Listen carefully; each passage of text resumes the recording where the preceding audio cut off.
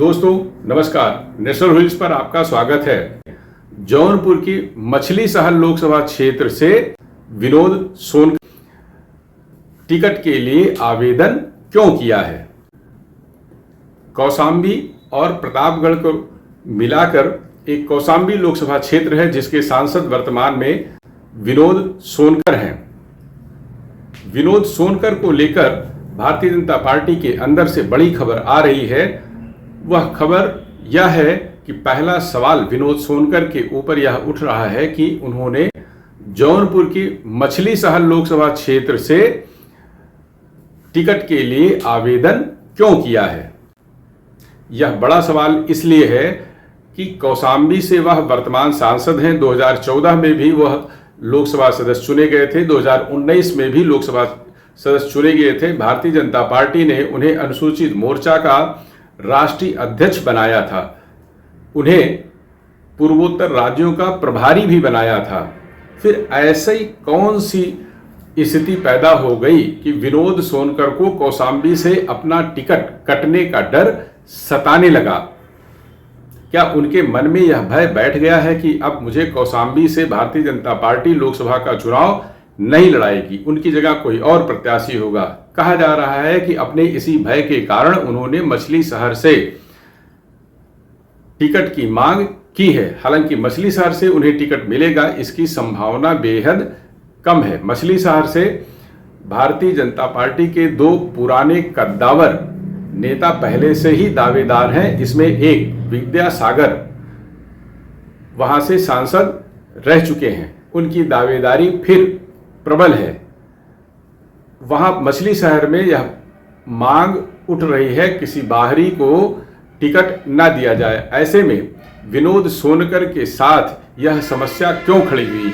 Bharatiya Janata party और राष्ट्रीय स्वयंसेवक संघ के अंदर के कार्यकर्ता यह बताते हैं कि पूर्वोत्तर राज्यों के प्रभारी होने के दौरान विनोद सोनकर के क्रियाकलापों से संगठन के बड़े पदाधिकारी खफा हैं।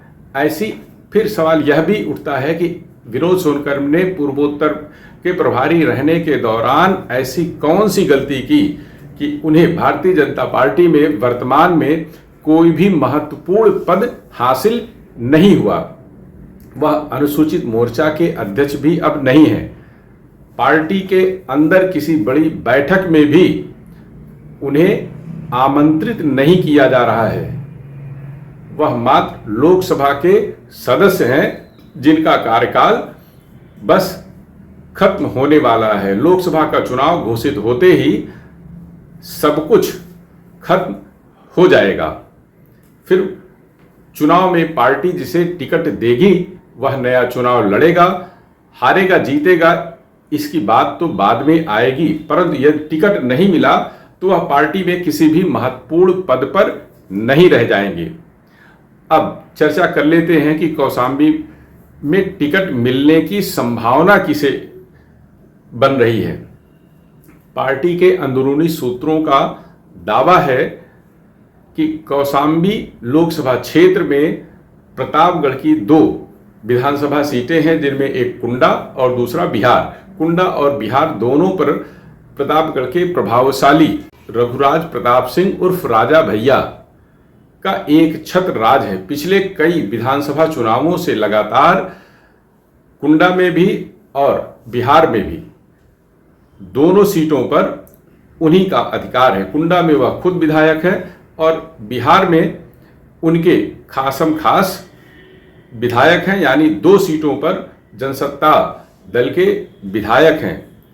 अभी पिछले दिनों राज्यसभा के निर्वाचन में प्रताप सिंह उर्फ राजा भैया भारतीय जनता पार्टी के समर्थन में खुलकर आ गए थे। यह कहा जा रहा है कि समाजवादी पार्टी के कई विधायकों को तोड़ने में, जिनमें राकेश प्रताप सिंह और अयोध्या से अभय प्रताप सिंह को समाजवादी पार्टी से भारतीय जनता पार्टी के पक्ष में लाने में राजा भैया ने ही अहम भूमिका निभाई।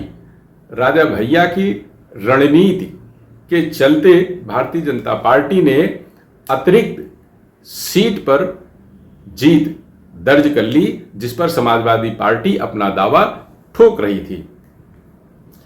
अब लोकसभा चुनाव में उसका असर दिख रहा है। सूत्रों का दावा है कि राजा भैया इस सीट से पूर्व सांसद शैलेंद्र कुमार को चुनाव लड़ाना चाहते हैं। भाजपा सूत्रों का कहना है कि भाजपा नेतृत्व यह प्रयास कर रहा है कि शैलेंद्र कुमार भारतीय जनता पार्टी के सिंबल पर चुनाव लड़ें, लेकिन राजा भैया यह दबाव बना रहे हैं कि शैलेंद्र को टिकट दिया जाए, लेकिन सिंबल भाजपा का नहीं बल्कि लोकतांत्रिक जनसत्ता दल का हो, यानी राजा भैया की अपनी पार्टी का हो, क्योंकि वह राजा भैया की पार्टी के पदाधिकारी हैं।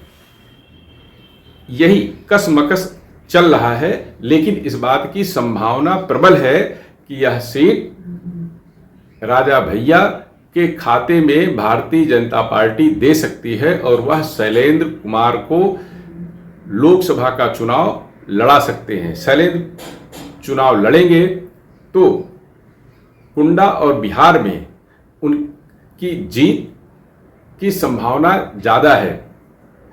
कौशाम्बी की 2 विधानसभाओं में, जिसमें मंझनपुर और चायल में शैलेंद्र कुमार की बिरादरी के मतदाताओं की संख्या बहुतायत में है, इन 2 सीटों से उनके जीतने की संभावना प्रबल हो जाती है। सिराथू सीट पर भी जैसी जातीय गणित है, उसमें भी उनकी जीतने की संभावना बढ़ जाती है। ऐसे में भारतीय जनता पार्टी के लिए शैलेंद्र कुमार एक प्रबल मजबूत कैंडिडेट हो सकते हैं। अब आते हैं इलाहाबाद संसदीय क्षेत्र पर, जिसमें पिछले दिनों हमने यह दावा किया था कि यहां से समाजवादी पार्टी के पूर्व विधायक उज्ज्वल रमण सिंह भारतीय जनता पार्टी से टिकट की दावेदारी कर रहे हैं, तो अभी वह पीछे नहीं हटे हैं। उनकी दावेदारी वर्तमान में भी ठीक उसी रूप में कायम है। इस लोकसभा क्षेत्र में एक अहम नाम प्रस्तुत हुआ है, जिसे कहा जा रहा है कि वह राष्ट्रीय स्वयंसेवक संघ के पुराने कार्यकर्ता को टिकट मिलेगा। यह नाम बताया जा रहा है अवध ओझा के रूप में। कहा जा रहा है कि अवध ओझा राष्ट्रीय स्वयंसेवक संघ के पुराने कार्यकर्ता हैं और उनके टिकट मिलने की संभावना ज़्यादा है, क्योंकि वह संगठन से जुड़े हुए। हालांकि हमने जो पड़ताल की उसमें यह बताया गया कि अवध ओझा एक कोचिंग के संचालक हैं। राष्ट्रीय स्वयंसेवक संघ से उनका उतना बड़ा गहरा नाता नहीं है जैसा उनके बारे में प्रचारित किया जा रहा है। हालांकि मुझे जो जानकारी मिली उसमें कुछ ऊंच नीच हो सकती है, कुछ एरर हो सकते हैं। मैं इसकी संभावना से इनकार, इसकी आशंका से इनकार नहीं करता, लेकिन इस सीट पर अवध ओझा का बिल्कुल नया नाम है, जो मैं इस खाते में, इस दावेदारी में आगे बता रहा हूं कि उन्हें लेकर पार्टी के कार्यकर्ताओं में एक चर्चा है और वह कोचिंग संचालक के तौर पर भी उन्होंने अपने नाम को काफ़ी आगे बढ़ाया है। आते हैं फूलपुर संसदीय सीट पर। फूलपुर संसदीय सीट पर एक नया कोण उभर कर सामने आया है। यह कहा जा रहा है कि फूलपुर संसदीय सीट को लेकर अपना दल एस की नेता अनुप्रिया पटेल ने भी दावेदारी ठोक रखी है। अनुप्रिया पटेल यह चाहती हैं कि फूलपुर की सीट अपना दल के कोटे में दी जाए और अपना दल खुद अपना प्रत्याशी यहां खड़ा करेगा। हालांकि फूलपुर सीट पर 2014 से लगातार भारतीय जनता पार्टी के सांसद हैं। 2014 में इसी सीट पर रिकॉर्ड तोड़ मतों से केशव प्रसाद मौर्य ने जीत दर्ज की थी, जो वर्तमान में उत्तर प्रदेश के उप मुख्यमंत्री हैं। 2019 में इस सीट से केसरी देवी पटेल ने जीत दर्ज की थी, जो वर्तमान में भाजपा की सांसद हैं। तो 2024 में भाजपा इस सीट से अपना दावा छोड़ देगी, अपना दल को यह सीट सौंप देगी। इसे लेकर पार्टी कार्यकर्ताओं में एक उत्सुकता बनी हुई है कि आने वाले दिनों में क्या होता है। यह चर्चा है कि यदि यह सीट अपना दल के खाते में गई तो अपना दल इस सीट से नागेंद्र पटेल को प्रत्याशी बना सकती है। नागेंद्र पटेल 2014 के बाद हुए उपचुनाव में समाजवादी पार्टी के टिकट पर लड़कर जीत दर्ज कर चुके हैं। नागेंद्र पटेल को रेलवे का बड़ा ठेकेदार बताया जाता है और यदि अपना दल के खाते में यह सीट आई तो नागेंद्र पटेल एक प्रबल दावेदार के रूप में सामने आएंगे। हाँ, यह भी एक है कि अगर भारतीय जनता पार्टी ने अपना दल को यह सीट ट्रांसफर नहीं की, तब की स्थिति में इस सीट पर जो बड़े नाम सामने अब तक आए हैं उनमें केसरी देवी पटेल वर्तमान सांसद होने के नाते खुद दावेदारी तो कर ही रही हैं। गंगा पार के जिला अध्यक्ष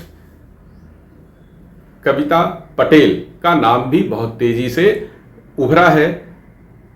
हालांकि पार्टी के अंदरूनी सूत्रों का यह दावा है कि कविता पटेल आर्थिक रूप से थोड़ी कमजोर हैं, इसलिए उनके पक्ष में टिकट जाने की यदि कोई संभावना नहीं बनेगी तो उसका कारण केवल उनका अर्थ पक्ष ही होगा। अन्यथा की स्थिति में अन्य सभी दावेदारों में कविता पटेल आज की तारीख में सबसे आगे हैं। निर्मला पासवान ने भी दावेदारी कर रखी है, जो पूर्व एमएलसी हैं। फूलपुर के विधायक प्रवीण पटेल भी फूलपुर से प्रबल दावेदार हैं। वह 2 बार विधानसभा चुनाव जीत चुके हैं, स्थानीय हैं, इसलिए उनकी भी दावेदारी है। देखना यह है कि किसके खाते में यह सीट जाती है। हम इसके बाद जैसे टिकटों की घोषणा होगी तो फिर आपके साथ आएंगे। तब तक के लिए नमस्कार।